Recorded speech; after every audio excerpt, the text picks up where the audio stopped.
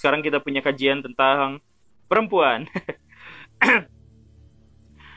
Seberapa mahalkah mereka sampai kita selalu memberikan harga kepada mereka?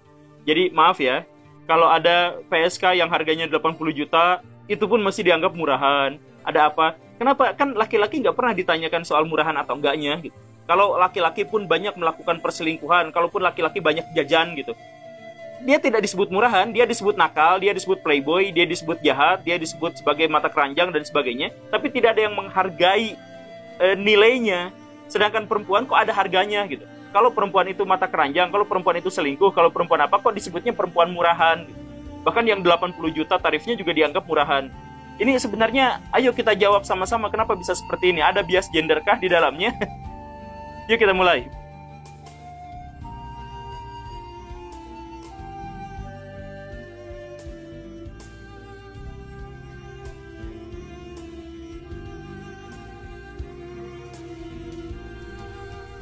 Baraya, saya ingat dengan sebuah cerita di media massa setahun atau 2 tahun yang lalu, cerita tentang pengendara ojol.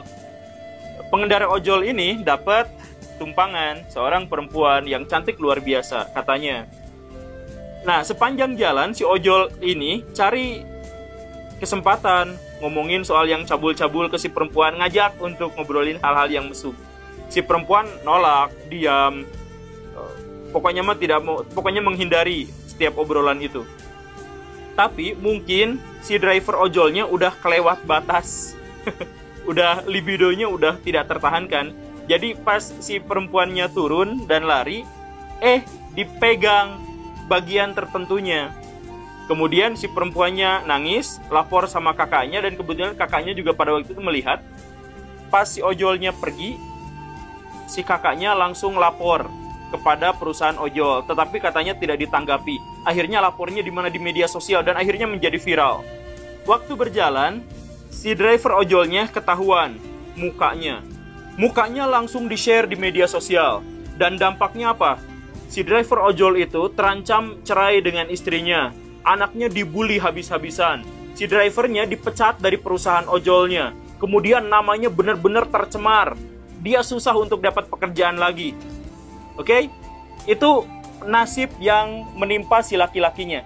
Coba nasib yang menimpa si perempuannya. Kita dekonstruksi ya. Kita jangan berpikir soal moral dulu. Kita filsafat dekonstruksi dulu.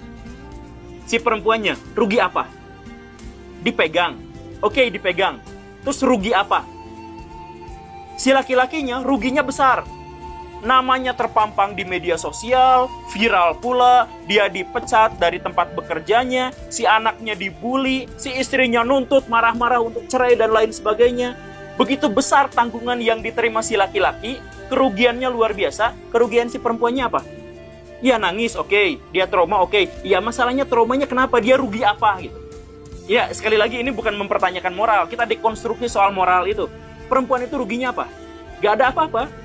Gak ada luka, gak ada bagian dari tubuhnya yang hilang, gak ada masalah.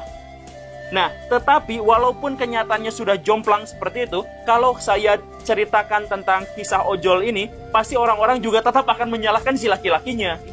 Nah, jadi harga perempuan di sini luar biasa mahal gitu. Karena dia hampir tidak diapa-apakan, tetapi orang tetap akan menyalahkan, menyudutkan si laki-lakinya. Pertanyaannya balik lagi ke yang tadi, emang seberapa besar harga perempuan itu? Harga 80 juta untuk sekali kencan tetap disebut murahan. Cuman dipegang doang dan gak ngalamin apa-apa, si cowoknya yang dirugikan luar biasa dan tetap dimarahin. Nah, jadi berapa harga perempuan? Ayo, coba nanya. Jadi begini Baraya, ini juga sekaligus untuk mengkritik filsafat feminisme. Masyarakat dari zaman dulu sampai sekarang sudah memilah gender, laki-laki dan perempuan, dan mereka juga memilah kriteria yang terpisah untuk menghargai laki-laki dan perempuan. Laki-laki dihargai berdasarkan kemampuannya, sedangkan perempuan dihargai berdasarkan harga esensialnya. Jadi perempuan itu memang berharga disebutnya, sedangkan laki-laki disebutnya berkemampuan.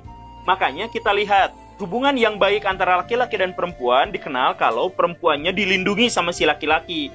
kita sepakat, laki-laki atau perempuan sama-sama sepakat kalau hubungan laki-laki dan perempuan itu idealnya laki-laki melindungi perempuan. Nah, kenapa harus seperti itu? Karena laki-laki dianggap berkemampuan untuk melindungi dan perempuan dianggap berharga sehingga dia harus dilindungi. Kalau terjadi kecelakaan yang fatal, maka laki-laki yang kecelakaan itu biasanya diabaikan. Baret-baret, saya pernah jatuh dari motor, kedebut, sakit banget. Bahkan saya hampir tidak bisa jalan. Yang nolonginnya gak banyak, cuman pada ngeliatin ada satu orang yang nolongin motornya. Coba kalau perempuan jatuh sedikit aja, keroyokan, langsung banyak orang yang menghampirinya. Atau kalau ada kecelakaan massal, misalkan kapal Titanic tenggelam, gitu. Semua orang akan bilang, perempuan dulu, anak-anak dan perempuan dulu yang naik skoci, anak-anak dan perempuan dulu. Laki-lakinya diabaikan. Kenapa seperti itu? Lagi-lagi karena perempuan dianggap berharga dan laki-laki dianggap berkemampuan. Kenapa kalau pacaran cowok dulu yang harus nembak cewek? Ini zaman tahun 2020 ketika video ini dibuat ya. Tetapi kenapa tetap aja laki-laki yang harus nembak, perempuan yang nggak mau nembak duluan? Kenapa harus seperti itu? Karena laki-laki dianggap berkemampuan sehingga dia harus nembak duluan. Dia harus memperjuangkan. Karena perempuannya dianggap berharga. Perempuan itu secara esensial berharga sehingga dia yang diem, dia yang pasif, dia yang harus diperjuangkan, dia yang harus diperebutkan. Laki-laki harus berkompetisi dengan laki-laki yang lain, berantem apa, ketemu sama si perempuannya, ditolak, sakit hati, tapi semua itu harus ditanggung sama laki-laki, karena si laki-laki yang berkemampuan untuk menahan segala goncangan, segala tekanan, katanya seperti itu. Sedangkan perempuan berharga, maka dia yang layak diperebutkan. Itulah juga yang menyebabkan bahwa kalau perang si laki-laki yang maju ke depan. Kenapa? Kalau si laki-laki yang mati, ya nggak apa-apa, karena nyawanya tidak terlalu berharga. Saya ambil contoh begini nih. Perempuan itu berharga, maka dia berusaha sebisa mungkin mengarahkan seluruh daya pikirannya untuk membuat dirinya semakin berharga. Maka dia gandrung pada fashion, membuat dirinya menjadi lebih berharga.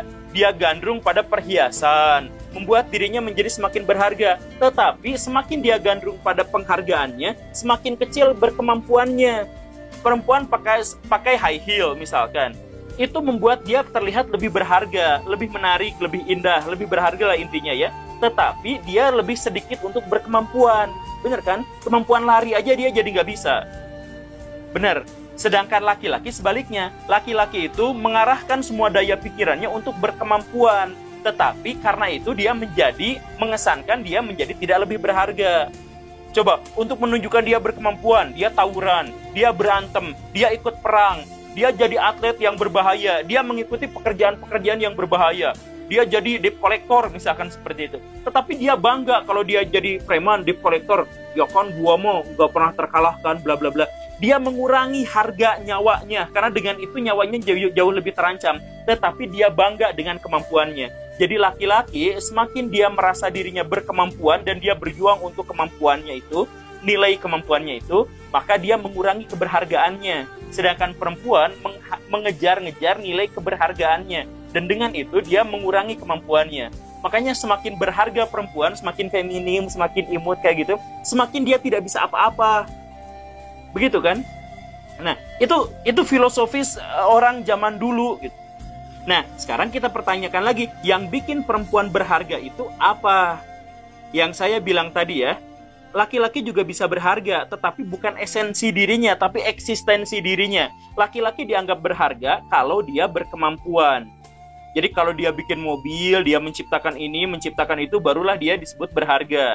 Sedangkan perempuan tanpa melakukan itu semua secara esensial sudah berharga.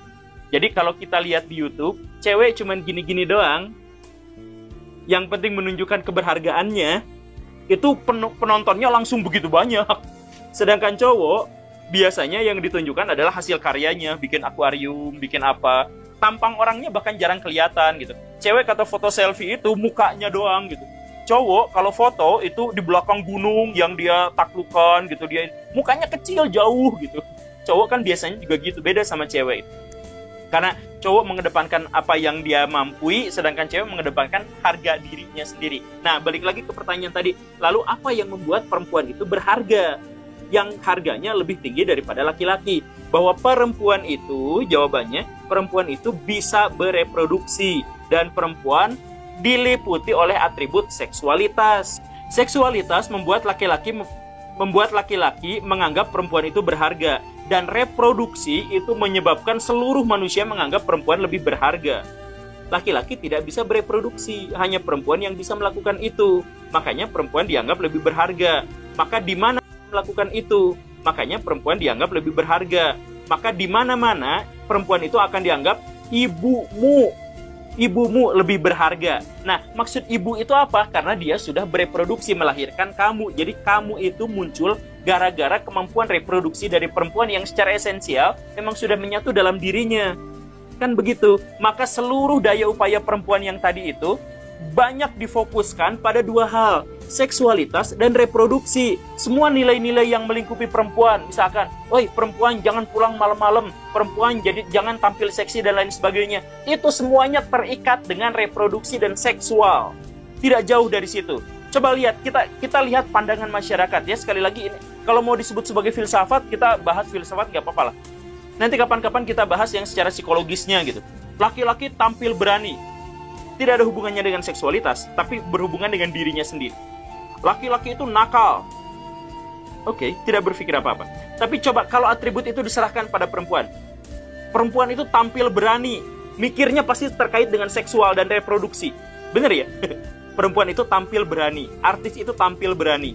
Jadi bukan berani perang. Kalau laki-laki berpikirnya berani perang. Kalau perempuan beraninya itu gitu. Atau yang lain lagi, laki-laki nakal itu playboy, laki-laki nakal itu tukang berantem, tapi perempuan nakal, pasti perempuan itu hubungannya dengan seksual lagi, dari awal sampai akhir, masyarakat menilai bahwa perempuan itu seksual dan reproduksi, jadi urusannya begitu. Makanya, karena perempuan itu terkait dengan seksual dan reproduksi, bahkan dia dinilai hanya berdasarkan seksual dan reproduksi, ini kita bukan berbicara hal yang ideal ya, itu masyarakat menilainya begitu. Setelah kita tahu perempuan berharganya kenapa, nah sekarang kita takar berapa nilai perempuan, berapa harga perempuan. Ayo tebak. Jadi begini nih Bara ya, setelah kita lihat itu, kita hubungkan dengan psikologis, kita hubungkan dengan filsafat psikologis. Ini karya saya sendiri. Makhluk hidup itu memiliki dua naluri utama, mempertahankan dirinya dan mempertahankan spesiesnya. Semua karakter kita dimulai dari dua naluri ini, dua insting dasar ini, mempertahankan diri dan mempertahankan spesies. Betul ya? Nah, laki-laki adalah makhluk yang diciptakan untuk mampu mempertahankan dirinya. Perempuan adalah makhluk yang diciptakan untuk bisa mempertahankan spesiesnya. Jadi, dua naluri manusia ini harus disatukan. Mempertahankan dirinya laki-laki, maka laki-laki bisa mempertahankan dirinya dan perempuannya. Dan si perempuan bisa mempertahankan spesies, yaitu mempertahankan dirinya sendiri dan generasi sesudahnya dari generasi si laki-laki itu. Nah, makanya akhirnya masyarakat menciptakan sebuah lembaga yang namanya lembaga pernikahan. Biar insting paling dasar manusia itu dua-duanya terakomodasi. Maka lahirlah pernikahan. Harga reproduksi dari perempuan, harga seksualitas perempuan, itu apa? Itu adalah cinta kasih, perlindungan, kesetiaan seumur hidup dari laki-laki. Itu harganya. Jadi begini, balik lagi. Laki-laki butuh apa dari perempuan? Butuh seks dan reproduksi. Perempuan butuh apa dari laki-laki? Pertahanan hidupnya, melindungi dirinya. Nah, begitu kan? Jadi, laki-laki menyerahkan perlindungannya, menyerahkan cintanya untuk mendapatkan layanan seks dan reproduksi. Perempuan menyerahkan layanan seks dan reproduksinya untuk mendapatkan cinta dan perlindungan. Jadi, hubungan timbal baliknya begitu. Nah, sekarang ada perempuan yang harganya 80 juta. Itu jauh lebih rendah daripada kesetiaan seumur hidup, nafkah seumur hidup, cinta kasih seumur hidup, perlindungan seumur hidup dari seorang laki-laki. Makanya mau PSK dibayar berapapun tetap dianggapnya murahan. Karena harga dari seorang perempuan adalah diri dari laki-laki sendiri. Bukan uang, bukan eksistensi si laki-laki, tapi diri dan eksistensi si laki-lakinya sekaligus. Itu Baraya. Jadi, ya sekarang memang banyak orang yang jadi feminis dan mereka menganggap bahwa ajaran-ajaran tradisi kita tidak memiliki landasan filsafat, hanya tradisi belaka. Tapi sekarang di sini saya sampaikan bahwa tradisi-tradisi lokal masyarakat di seluruh dunia tentang gender itu didasarkan pada falsafah hidup yang kuat dan rumit dan besar. Ya, kalau mau ditentang, sok aja ditentang. Saya mau menceritakannya saja. Oke, Baraya itu saja. Semoga bermanfaat. Semoga bisa memberikan wawasan baru.